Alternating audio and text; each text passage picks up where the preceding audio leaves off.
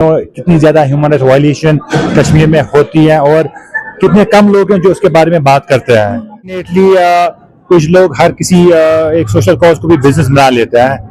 No doubt इसमें cost incur होता है, अच्छा खासा कॉस्ट इनकर होता है, लेकिन फिर भी मेरे को लगता है कि हम इसको काफ़ी अफोर्डेबल बना सकते हैं। बहुत सारी चीज़ें हैं जहाँ पर लोगों को हमें अवेयर करना है कि you are not animals, you are people and there's a constitution that gives you rights and उन rights को आपको अगर पता हो ना, you will have a very well to do life। इस वक्त हमारे साथ बिजनेस टाइकून अदनान शाह, साथ ही साथ ह्यूमन राइट्स के ये कोऑर्डिनेटर भी है। इनसे जानेंगे कि किस तरह से ह्यूमन राइट्स काम करता है कश्मीर में, ह्यूमन राइट्स इंटरनेशनल फेडरेशन किस तरह से यहाँ पे काम करता है, क्या कुछ चीजें इनकी रहती है यहाँ पे। सबसे पहले आपसे जानेंगे, हमें ये तो पता है कि आप बिजनेस टाइकून है, साथ ही साथ इवेंट मैनेजिंग भी आप करते हैं, किड्स के लिए भी आप काफी सारी चीजें लेके आते हैं, लेकिन उसके बियॉन्ड हम जानना चाहते हैं ह्यूमन राइट्स का। आपने यहाँ पे भी बोल रखा है, अवेयरनेस भी आप करते हैं लोगों की, ह्यूमन राइट्स के बारे में आप बताइए। जैसा कि आपने बोला, I mean too many things. Human rights is एक ऐसी चीज़ है ना जो कश्मीर में मेरे को लगता है सबसे ज़्यादा ज़रूरत थी। It's been a year also जब से good friend of mine mister Koyumwar साहब, उन्होंने ह्यूमन राइट्स एसोसिएशन के साथ टाई अप करके यहाँ का जो हमारे जम्मू कश्मीर का एक ब्रांच स्टार्ट किया। तो जब उन्होंने मेरे को अप्रोच किया, बोला कि I want you to be a part of it, without a blink of an eye मैंने हाँ बोल दिया, बिकॉज ये ऐसी चीज़ें जो कश्मीर में काफ़ी इसकी ज़रूरत है। वी नो कितनी ज़्यादा ह्यूमन राइट्स वायलेशन कश्मीर में होती है और कितने कम लोग हैं जो उसके बारे में बात करते हैं। तो अनएम्प्लॉयमेंट इतना ज़्यादा है एंड अनएम्प्लॉयड लोग ultimately they go into drugs. This is one of the main concerns for the whole Jammu and Kashmir, I believe nowadays. तो ये बहुत ज़रूरी चीज़ थी जो कश्मीर आई और अल्हम्दुलिल्लाह आपको बताइए हम बहुत काम कर रहे हैं when it come to human rights. Kashmir में इतने सारे इश्यूज हैं, इतने सारे प्रॉब्लम्स हैं, एज वी ऑल नो। उसके लिए ऑपरेट एडमिनिस्ट्रेशन के साथ टाई अप करके we have decided to set up a rehab centre जो under the banner of human rights international ही काम करेगा। ये बहुत बड़ा स्टेप है, बिकॉज आपके कुछ रिहाब सेंटर्स हैं कश्मीर में, but very few are good and you know जितने ज़्यादा होंगे उतना बेहतर है, बिकॉज इतना ज़्यादा ड्रग मैनेज कश्मीर में बढ़ चुका है कि ऐसा नहीं है कि एक रिहाब सेंटर 20 या 25 से ज़्यादा लड़के मतलब बच्चों को हैंडल नहीं कर पाता है। तो हमारा प्लान है इंशाल्लाह एक ऐसा सेंटर करे जो स्टेट ऑफ आर्ट हो, जहां उनको लगे ना कि हम जेल में हैं, कि ऐसा लगे कि हम लिटरली एक अच्छी जगह में हैं, जहां पर उनके लिए इस जो ड्रग्स की मुसीबत है इससे छुटकारा पाने में आसानी हो।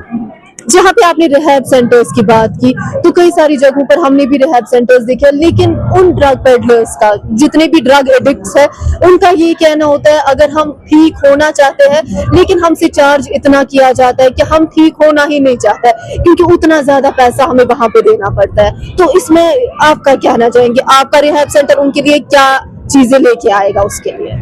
सी बेसिकली अनफॉर्चुनेटली कुछ लोग हर किसी एक सोशल कॉज को भी बिजनेस बना लेता है। नो डाउट इसमें कॉस्ट इनकर होता है, अच्छा खासा कॉस्ट इनकर होता है, लेकिन फिर भी मेरे को लगता है कि हम इसको काफी अफोर्डेबल बना सकते हैं। इसको अगर कोई as a revenue model use करे तो इट्स सेंसलेस।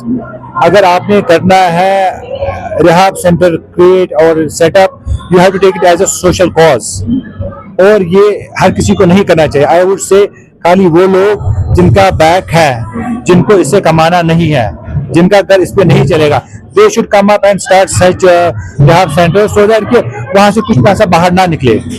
जैसे ही आप जहाँ जितने भी रिहाब सेंटर्स हैं, इतनी सारी सैलरीज जाती हैं, पहले तो उनको वो सैलरीज निकालनी पड़ती हैं। इसलिए फॉर पीपल लाइक मी जो are already well to do, जिनको जो अपना टाइम देने के लिए तैयार है और उनको रिटर्न में कुछ नहीं चाहिए, तो हम जैसों के लिए बहुत आसान है। और हमारी जो पूरी टीम है, मैक्सिमम इसमें ऐसे लोग हैं जिनकी हमने सैलरी नहीं देनी है, जिनको हमने पेमेंट नहीं करनी है, वो अपने शौक से अपनी सोसाइटी को केटर करना चाहता है। तो आई एम श्योर हमारा जो रिहाब सेंटर, जो ह्यूमन राइट्स का रिहाब सेंटर होगा, काफी उसे डिफरेंट होगा। मैं जो एक पेशेंट होता है, पेशेंट बोलेंगे हम इसको, जो ड्रग एडिक्ट होता है, अनफॉर्चुनेटली एक पेशेंट को ऐसा लगता है कि उसको जेल में बंद किया हुआ है, वो कभी खिड़की से छलांग मारता है, कभी भागने की कोशिश करता है। तो हम ऐसा एनवायरनमेंट देना चाहेंगे जहाँ पर एक उसको लगे कि हम मैं अपनी घर पे हूँ, ऐसी फैसिलिटीज हो, स्पोर्ट्स एक्टिविटीज, कुछ चीज मिस ना करे वो।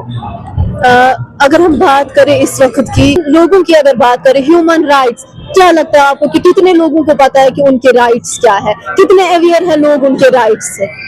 Unfortunately in a place like Kashmir, जहाँ पर लोग ना छोटी छोटी चीजों से खुश होता है।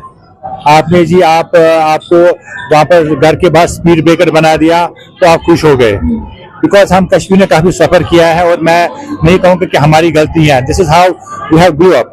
बट ह्यूमन राइट्स लोगों को अगर पता हो ना हमारा हक क्या है, जो हमको गवर्नमेंट, हमको जो कॉन्स्टिट्यूशन हमको राइट्स देता है, ट्रस्ट मी वो मतलब हाँ आपने गलत नहीं करना है, but unfortunately due to the lack of awareness लोगों को पता भी नहीं है कि अगर ये हम पे लिटरली चिल्ला भी नहीं सकता। फॉरगेट अबाउट हम पे डंडा उठाना या हमको मारना। एक बहुत सारी चीजें हैं जहाँ पर लोगों को हमें अवेयर करना है कि you are not animals, you are people and there is a constitution that gives you rights, and उन राइट्स को आपको अगर पता हो ना you will have a very well to do life. यानी कि अब लोगों को कि उनके राइट्स के लिए, उनके हुकूक के लिए भी अब कोई फेडरेशन आई है, जहां पे कहीं पे भी लगेगा वायलेशन हो रही है तो वहां पे ह्यूमन राइट्स इंटरनेशनल फेडरेशन की टीम खड़ा रहेगी। डेफिनेटली, इसीलिए तो हम आए हैं। इनफैक्ट मैं इस चीज से हैरान हूँ कि अभी भी बहुत लिमिटेड केसेस आ रहे हैं। बहुत सारे लोग अभी भी अपना जो केसेस हैं, जो इश्यूज हैं, वो हमारे पास हम एक बॉडी है जिन्होंने वॉलंटरी डिसाइड किया है कि हम इस एक एसोसिएशन के लिए काम करेंगे। बट अगर आप हमारे पॉसिबल नहीं है कि घर घर जाके पूछना कि आपके साथ कुछ गलत तो नहीं हो रहा। It is very important for the people to come to us. लोगों को लगता है उनके साथ गलत हो रहा है, प्लीज आप हमारे पास आए और हम उनके शाना बशाना उनके साथ खड़े होंगे और will make sure that will get them justice. बहुत बहुत शुक्रिया। तो इस वक्त हमारे साथ बिजनेस टाइकून अदनान शाह, साथ ही साथ ह्यूमन राइट्स इंटरनेशनल फेडरेशन के कोऑर्डिनेटर भी मौजूद थे, और सब लोगों के लिए यही मैसेज है कि आपके हुकूक, जो आपके राइट्स है, उनके लिए लड़िए, उनके लिए बाहर आइए, चुप करके कहीं ना बैठिए। कहीं भी आपको लगता है कि आपके साथ जबरदस्ती हो रही है, ज्यादती हो रही है, ह्यूमन राइट्स इंटरनेशनल फेडरेशन एक ऐसी ऑर्गेनाइजेशन है जो आपके हुकूक के लिए, आप लड़ने के लिए मिलती है। दीजिए इजाजत, मसूद हुई उनको, अल्लाह हाफिज।